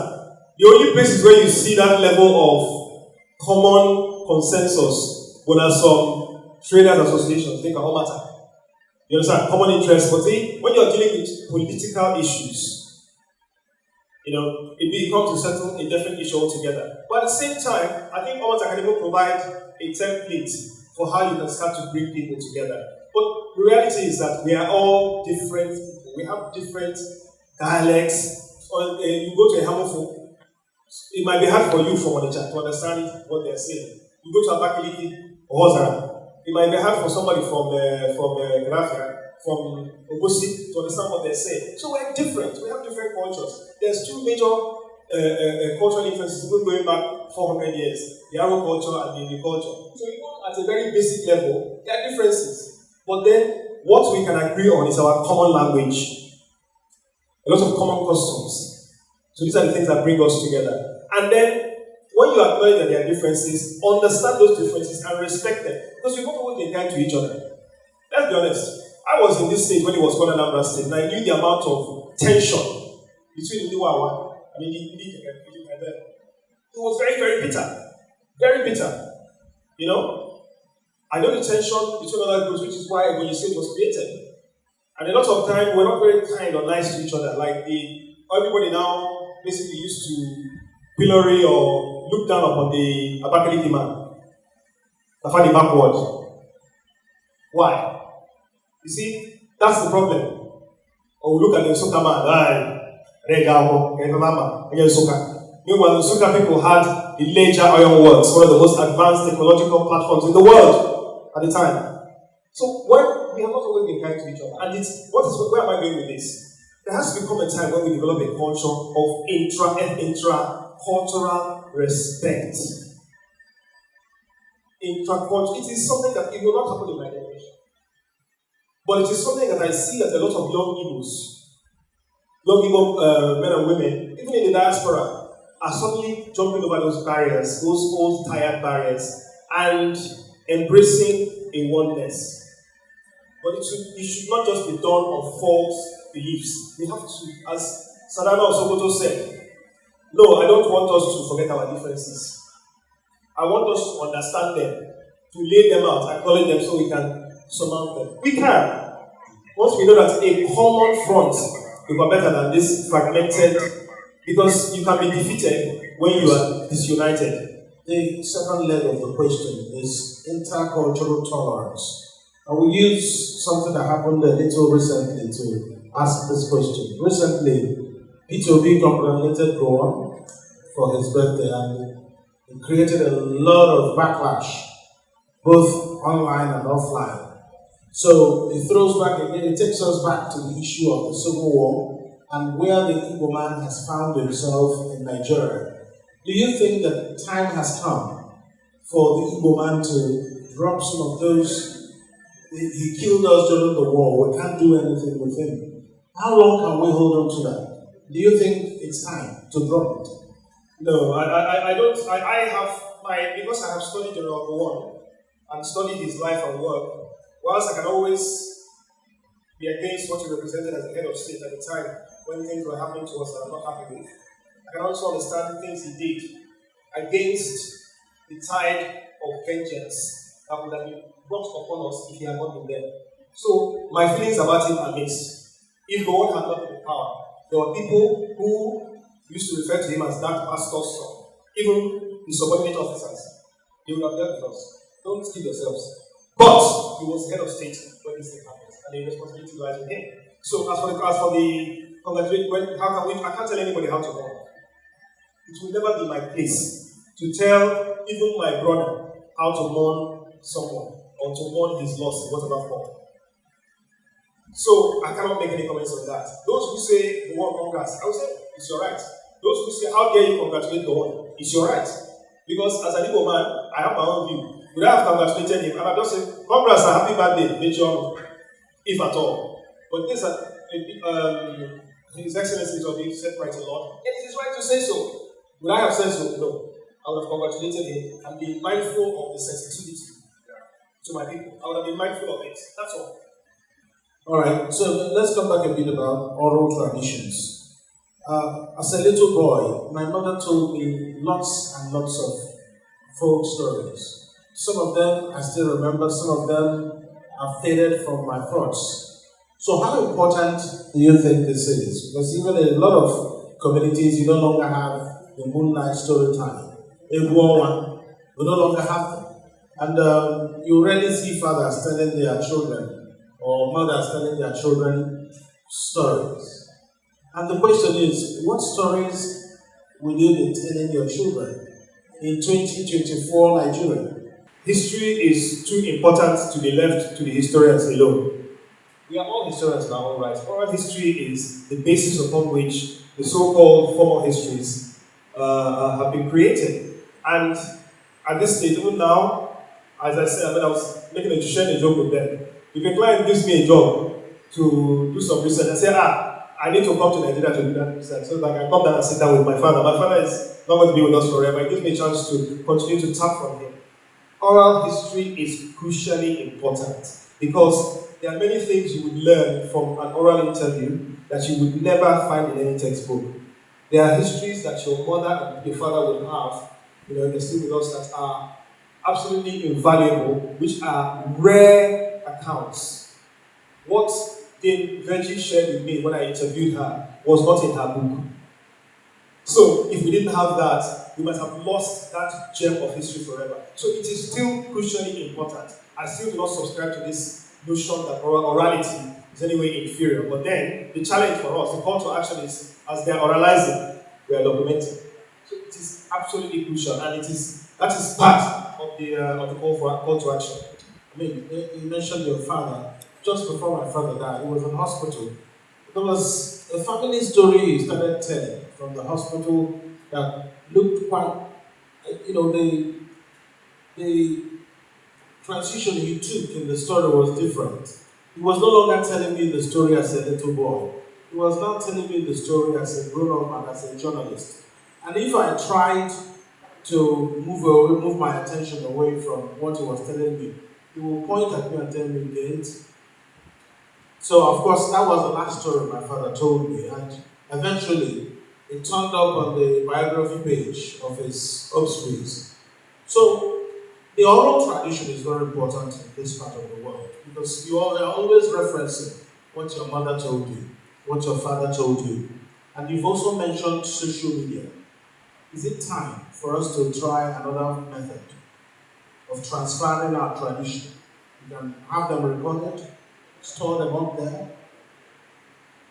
Social media is the most efficient means of disseminating information in the current age. Social media has democratized and demystified history to a very large extent. This is actually the subject of a lecture I delivered at Social Media Week 10 years ago. And it is a double-edged sword, right? Because we do know that in the same way that important information can travel quickly, so can destructive, false information travel quickly. So yes, it is absolutely important. But then suddenly, we now discover that the historians, with all their strict methodologies, are suddenly important. So I think there has to be a balance between the two. The mechanics of achieving that balance, honestly, I don't think I can sit down here and tell you, but it is an ongoing process, and it has to be. Thank you so much. So we will open the floor for questions and comments from the floor. Someone can help us move the mic around. So, I said, I come here, I'm fechacha. Go fair kudene. Yes, I'm sure there are people who would like to say something. You can move the mic around. Yeah, there's a hand up there.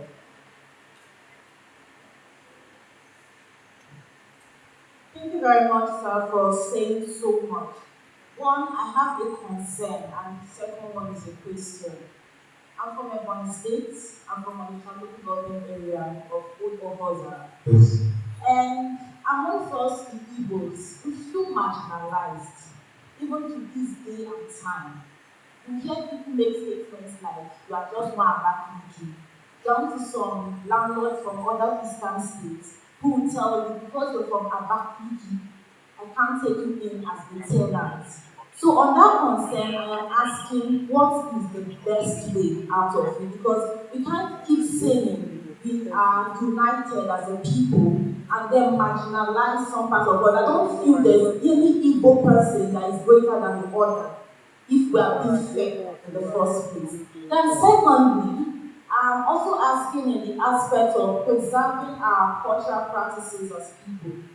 I lost my grandmother in 2019, and there's this particular cultural practice that my own mother is not even aware of.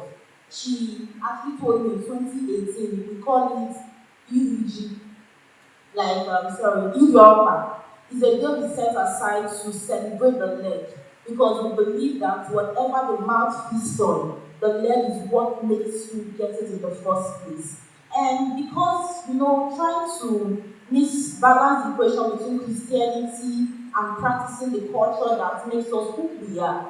We sometimes abolish some of these cultural practices because we feel it's unholy, it's not pure, we don't want to be seen as pagan. And then these people are dying. Does it mean as they die, they are dying with these cultural practices that represent who we are? So the question is, how do we preserve it? And also balancing the equation in getting unity amongst ourselves as Igbos. Thank you very much.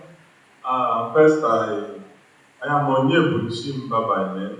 I am the state leader for persons with disabilities. I want to first appreciate Center for Memories for this insightful gathering. The message here has been so awesome. Being our first engagement, speaking from the community of persons with disabilities, while the lecture was going on, I was, imagining and thinking a whole lot, rising from the community I represent, where I know I have met a few who will always tell me I was a soldier during the Biafra War. My leg was cut off, or I had so injury that rendered me today being a disabled person. And being that I am here today in this meeting, I am beginning to ask myself, and I wish to also throw the question out.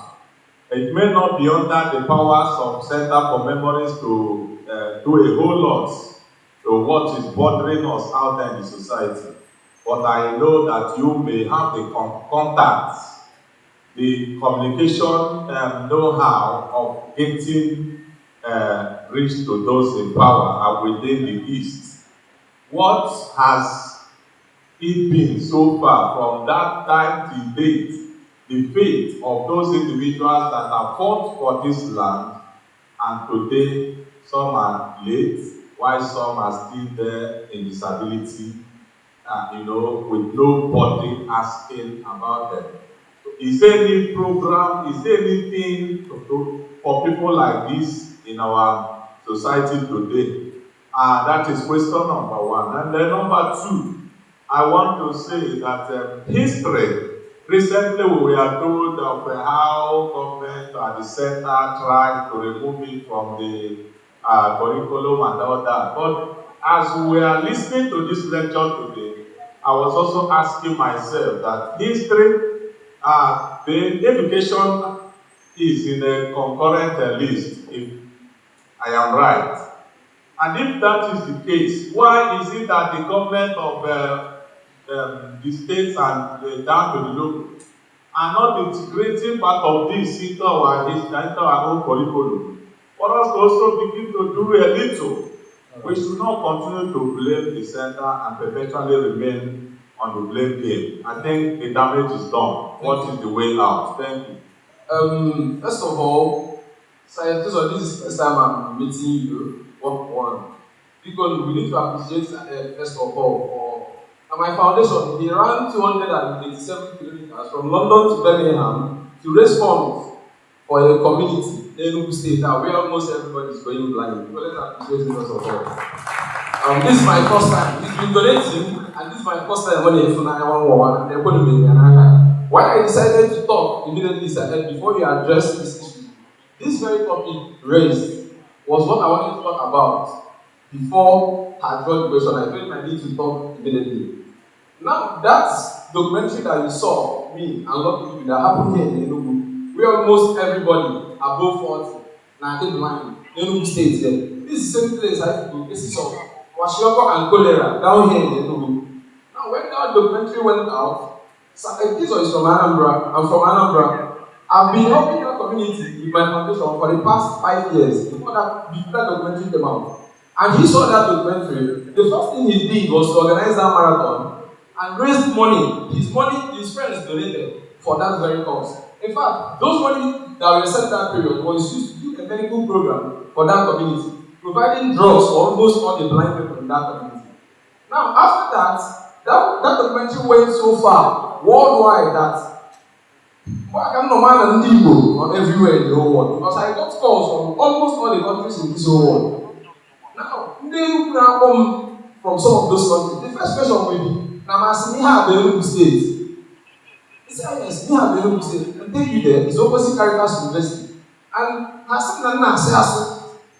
some will blatantly tell me that no, if you are lying, never have been able to stay.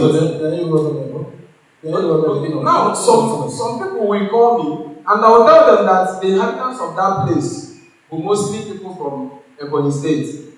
And that's where they were not out. Even the past administration,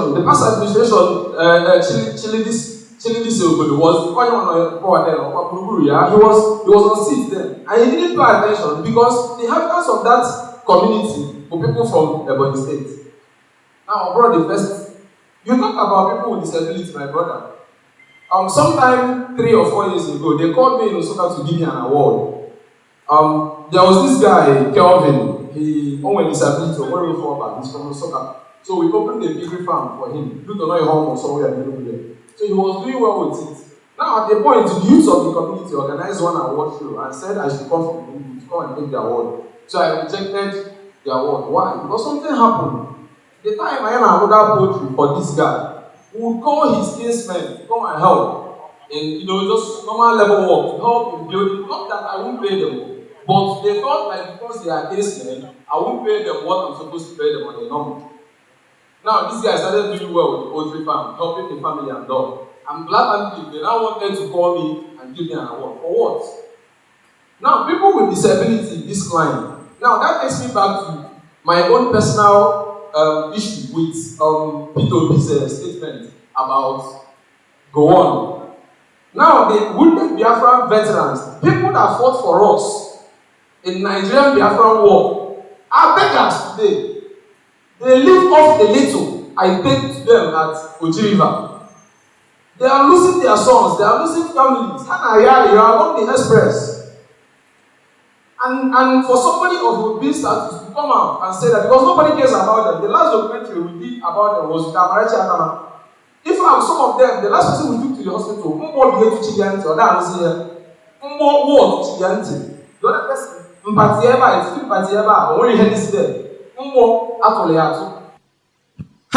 all of them almost on wheelchair along that road. And you come out to make such insensitive comments, all the very eye-watering. Upload today, those veterans, all of them, they are losing families. They live off whatever I bring. Nobody cares about them. Apart from people that came from me. Till today, I'm telling you, check the stories. They are there. So, in fact, let me not say, I wish now I were a whole time to keep discussing this, but I just wanted our people, if you are talking about history and don't include unity, we are going no. Look at you, Nze Ed, you're from Anambra. I'm from Anambra. What I've done in Enugu is way more than what you've done in Anambra, in Ebonyi. Now, we started a program in Anambra for prisons, illegal detention. We're helping them pull out. The highest supporter, in fact, the lawyer Nejela in the case, and charges nothing, is from Imo State. But he's done more in Anambra than Imo State. Now, if we need to move forward more as a people, all this segregation, we need to take it out. We need to totally take it. All these talks about history, getting to know ourselves. During the war, nobody is asking you, our fathers that went to war, they came out to protect us as Igbo. Or better go protect Anambra on the heart. So the more we talk about history, I feel we should talk more on the unity of our people, because we get a small thing, but we are losing it so much as it is right now. Especially this issue of Akoko, Ebonyi, people with disability and other, it doesn't make sense. That community today, people now every day. I went there, a woman with breast cancer, I helped with operation the other day. We went back there and she's dead. Not just that, a lot of old people, they are dying there on a daily basis. Because I've said too much. Good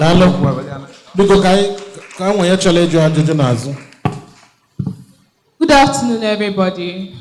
Afambo Ifnaya Udenta. I'm a law graduate and then I like research.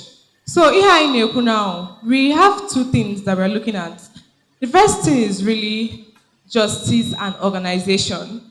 And then the second thing really is this whole idea of we being victims and then the marginalization. And I think that we should really look at things on the aspect of justice and organization.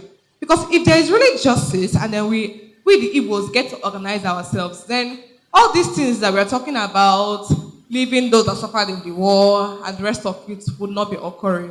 That's just my comment and my opinion on this. Thank you. Thank you. Let's allow, okay, I want to actually that will move the mic from. Okay, let's hear him before the Ed response. Because we're going to the mic the first time. I'm not going to ndị Igbo ekenekwa m unu ezisiri ya na ezisi ọkpala likwa na ọkpala onye makwụ nke ochiri ya zekacha ya nka Igbo bụ oke obi n'oke obi a na-enwe ndị ike na-enwe ndị udo na-enwe ndị amamife na-enwe ndị oke uche na-enwe ndị aghụghọ na-enwe ndị akpụ obi ejide onye Igbo na mba ndị akpụ obi ejenatakwa nya ka ndị Igbo si na-eji egbe mgbọ dị na nke mgbọ adịrọ anatakwa ndị ọgụ mmadụ ihe niile anyị na-ekwu ebe a nna ọgọ nwoke Keazor agọ m ọgọ n'ụbọchị ụkwala obodo flọgụ junni ị na-ekwu na-emeta m na-arụ ọfụma aghọta m ihe na-ekwu aha eti anya ichila ihe na-ewute mbụ maka ụmụazị ndị a na-achọ ịhụ n'ọkụ wee jee welu fuel wee wụọ arụ obodo na-efu mfu amụ amụ ha na-efufe otu. It's a calculated attempt to divide Igbos, and it was well articulated and implemented. Abụna ndị Igbo amụrụ na ndị ha na ha na-emeke ihe bụ ndị na-enwe 250 years agenda ahead, and nobody will deviate from it. Inye 1 billion naira to sell his people, he will say no. You touched upon what made us to begin to sell our birthrights for just a plate of porridge. But I thank God for the Center for Memories. Because Ncheta here daily this generation is not inspirational talk. We are talking about history. The nation Nigeria removed history from our curriculum, and it was deliberate. And what we are talking here, and some of the things you touched, was what they don't want the younger people here to know. They are floating on the level because and that's what they have kept to the Igbos. Listen to me, young Igbo people. Nobody is inspiring you. It happened during the war when my in-law touched on the young graduates of University of Nigeria. When the war started, they thought war was a mob action. Ihe ha ji agha bụ okpili na mma. Ọba anyị ebe agha, egbu ọnwụ egbu akpụrụ ọnwụ akpụrụ nata, ọba anyị ebe agha. And they moved to the junction between the eastern Nigeria and the Otukpa junction. And they saw that this in Abroad were not real war. And we lost cream of youthful people who could have sat back to help us think and prosecute the war. Let's not go into history. Nobody is here to mobilize you to go Obaye Baga. What we are trying to tell you is to know your history. In Azoi, Emalu, what you are talking about. Chetano Ndibo. No worry here, Melon when you want Papa. Yes. Thank you. Ihe obuna email when you want. He has a papa. He and Azab. We have a nation, Igbo nation to protect. This, what Thank my you. brother said here, the philanthropists and all, they were all calculated to destabilize Igbos. We cannot speak with one voice. All right. Thank you. And Thank we you. are not even talking about, thank you, my brother, I'm rounding up. We're not talking about speaking with one voice. We're talking about these, our diversities, to have a central organization that will coordinate our different voices and bring it together to become a very useful instrument or document to work with. We need to finish here in good time. We are working with time. Kara possess Nze Ed Keazor can respond to some of the questions and concerns raised. Okay. Thank you. Now, I'm going to start with the question about Nde Bakalike. Well, I think the question has answered itself.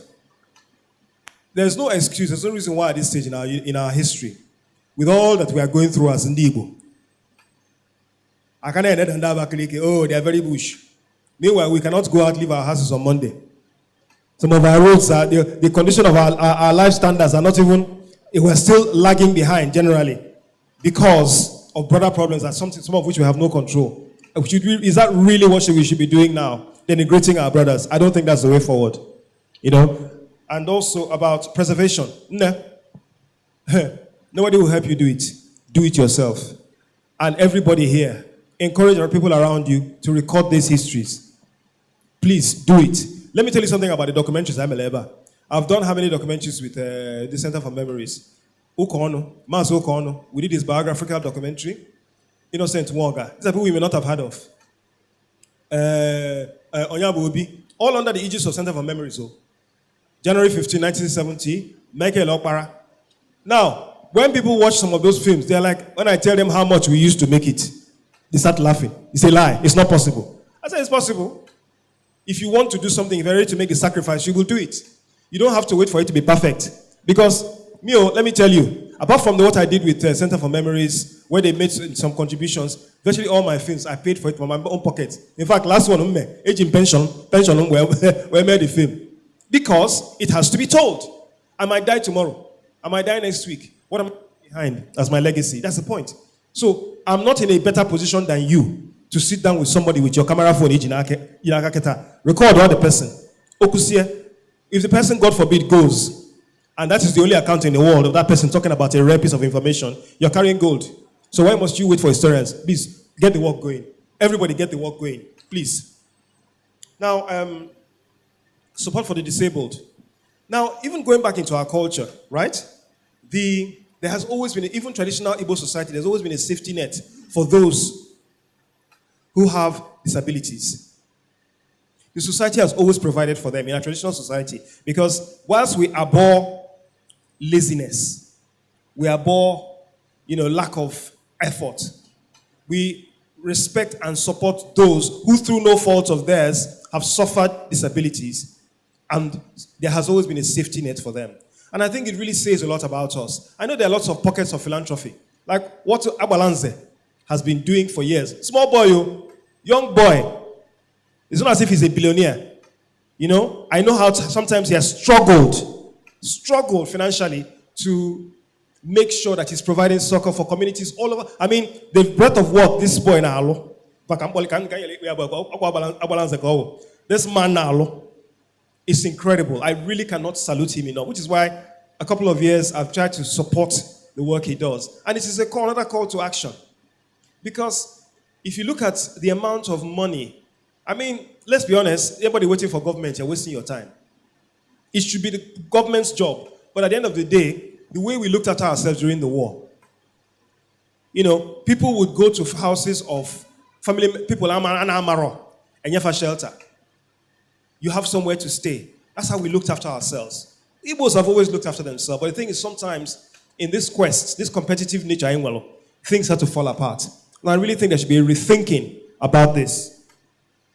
Now, history teaching. The genesis of the removal of history from the curriculum was as a result of the National Policy for Education of 1982, which had actually been conceived by Chief Oluwawokoya Commission of 1969 on national curriculum. And they now phased out history in favor of things like civics, social studies. Because the initial thought, why should you be studying history? Why don't you study something that's more organic and functional towards the fortunes or development of a young nation? So that some of us that studied history in primary school, J.E. Adetoru, you know, in the early 70s, J.E. Adetoru was my first textbook. It was a Nigerian history book. It was removed, one, for that reason, and then during Babangida's time, it was completely expunged. It was gradual. Completely expunged from the curriculum, even at WAEC, at WASC. I don't know why it happened. I won't comment. Because the first removal was in 82, then complete phasing out was during Babangida's time in the 1990s. So why did it happen? I don't know. But has it been restored? Yes. History is back in the curriculum, but only for SS, I think SS2. And it's from SS2 upwards or SS1 upwards. You know, it has been returned to the curriculum. But the point is, there's still a big gap. Because when they have a whole generation that did not learn history, who is going to teach the history? So even finding history teachers is a problem. Are there cynical reasons behind it? You know, Nigeria, nothing ever goes, there's no smoke without fire. But I will not be categorical because I don't have the clear evidence in front of me.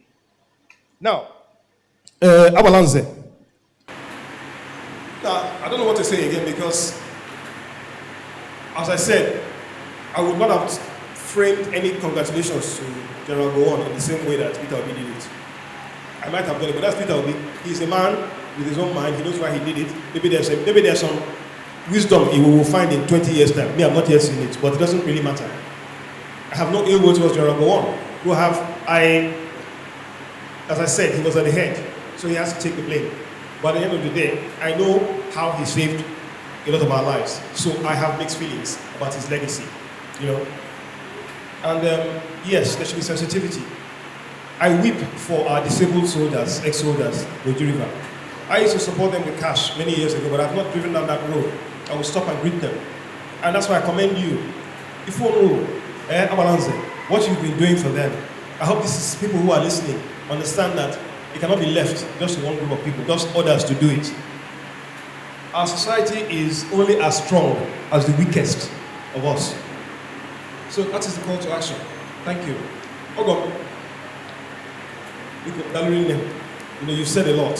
You've said a lot. I can't add because basically, you made a comment. So all I'll say is thank you for your very powerful words, and I hope that it has touched and reached people. It certainly touched me. It certainly reached me.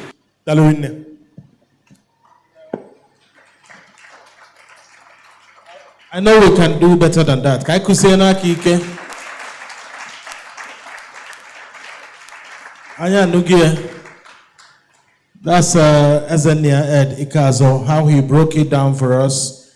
He had lots of things to say. Manatsa na ogo fodo. Icholi kwoku iga tears tupu ikwu. And ade kuchi henine. Kaira pu ka ige ekwu echi. I can alone nchama kotunu sunwe ndidi we gente. Afambo Alex Obodo. Ana meke no no chane kana kwazinde Center for Memories. Makonya ta nechi dalono.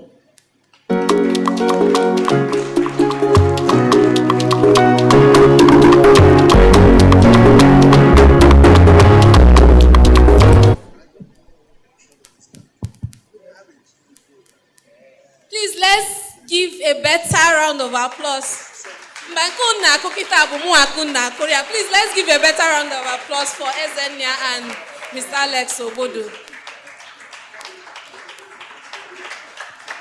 Thank you very much. Thank you very much. Thank you so much. It's been such an exciting evening, and we can't thank Ezenia enough for, showing up today and leading this conversation. And all the things he's talked about, you see him doing it. So when we talk about, doing the work, investing, Ezenia had to come in from the UK. He had another program in Lagos. But then when we called, he said, Akwa Ibom Center for Memories, that center will always come first. And that's how it's always been with him. He talked about the documentaries that he has made for the center. And we didn't pay him. We just paid for the logistics of getting those documentaries done. So please, let's put our hands together again for him. All right. I'm going to very quickly, because we want to stay, within time. I'm going to very quickly be inviting one of our board members here present, Mr. Nkemweke, to just present a little token of appreciation to Ezenia. Please, let's put our hands together for him. Ezenia, thank you very much. Very interesting. on behalf of the board of the Center for Memories, would like to present you with this token.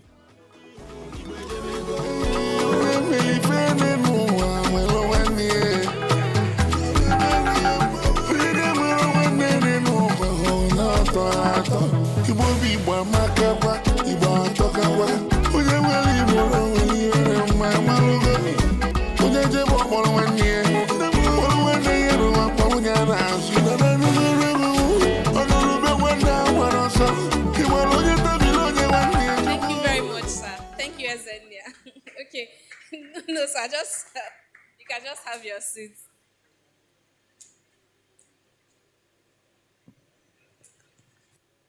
All right. So before I invite Chief Ben Etiaba once again to do the vote of thanks, I'd like to thank each and every one of us that came out to join us at our first Ńkàtá Ụ for the year 2024. And so many of us have missed this session, and it was so exciting to have it back once again. And we thank you all for coming out. Some of you had your jobs and different other engagements, but then you left them to come here. Some people came in from Anambra and other places. We have Pearl, the lady who asked the question. Pearl has been a constant face at Ńkàtá. Every single month she comes from Ebonyi State to attend Ńkàtá. And, she has also talked about how Ńkàtá has inspired her in the work that she does. And that's the impact of Ńkàtá. And we're hoping that this session today would also inspire us in the different ways, in the different, wherever we find ourselves, in our different works of endeavor, that we'll try to not just continue to tell our story as Igbo, but then also look for ways. So Mr. Onyebu asked a question about people living with people with disability, how we can ensure that we don't leave them behind. At the core of who we are as Igbo is that principle of Onyang and Anwanya. So we need to ask ourselves that question: are we leaving some members of our community behind? And we need to, wake up and start doing right by every member of our community. So thank you so much for coming out. Then we want to thank all our partners. First of all, our funders, Ford Foundation. Without them, we wouldn't be sitting here today. They were the ones who gave us the funding that allowed us to restart Ńkàtá again. And then we want to thank Abịa TV. So Abịa has been, Abịa is doing incredible work in the Southeast, helping to tell our story, providing that media presence that we desperately need. And we thank them. We thank Chief Emeka. He's there for the sacrifice it takes to keep Abịa in the Southeast, because you have no idea. You have no idea. At this point, it doesn't even pay to have this media here, but then he's determined that Ali Igbo will be put on the global map, that our stories will be told, that we'll have that media presence. So we thank Abịa so much. Please, let's put our hands together for Abịa TV and Chief Emeka. I want to thank also Urban Radio. So Urban Radio also have been our day one partners, day one from the very beginning, from 2018 when we first started Ńkàtá Ụ. Urban Radio was there with us. Then we also want to thank Enugu Sports Club, of course. Day one partners as well. So Chief Ben Etiaba already told the story of our history with Enugu Sports Club. When we first started, it was them also, day one partners. They said, please come use Enugu Sports Club. And we would have been using Enugu Sports Club. It's just that it's currently undergoing renovation. But we're hoping they will finish soon and we can then go back to the sports club. So thank you so much, Chief Ben. Thank you so much, Sir Victor, for all the support. We've enjoyed immense support from the Enugu Sports Club, and we don't take it for granted. Thank you so much. And then we thank Solid FM as well for their support, for their media support. Mr. Uche Gabriel is here somewhere. They've also been very supportive, giving us free media appearances and a lot of support, jingles, all that. And then we thank also Signature TV also for their support. Voice of also Lotana, thank you so much for your support. And then for all our partners, all our volunteers, without you, the center is nothing. We're going nowhere. The staff and the board members of the Center for Memories, and then, of course, our volunteers. And SN also, in a very special way, our rapporteurs, our IT media people, the camera crew, everybody. Please, if I skipped your name, please don't be offended. Because CEO, thank you so much also for organizing your students and making sure that they were here. Students from Claret, we thank you so much for coming. It was such we're so excited to see you, and we're happy that you stayed till the end. So on behalf of the center, I say thank you so much, and we look forward to seeing you next month. So Ńkàtá is every first Friday of every month, except January, because first Friday of January, all of us are still in the village eating rice and drinking palm wine. So next one will be first Friday in December, and we'll also be announcing our speaker, and we hope that you all show up also to join us in the very important conversation that we have at Ńkàtá Ụ. So I hope we have all gotten food, water. So we're going to have a group photo at the end now. Just, we should all come to the stage and have a group photo. And then networking. Please don't leave here unless you make one new friend. Meet someone that you've not met before and try to strike a conversation with them and get their contact. Please network.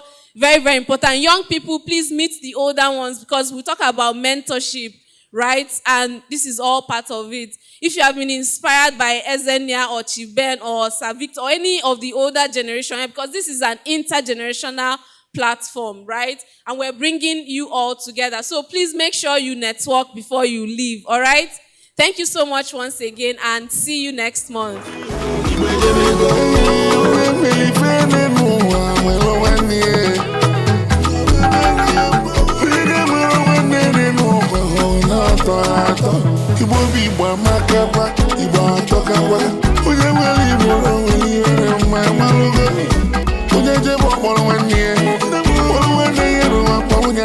When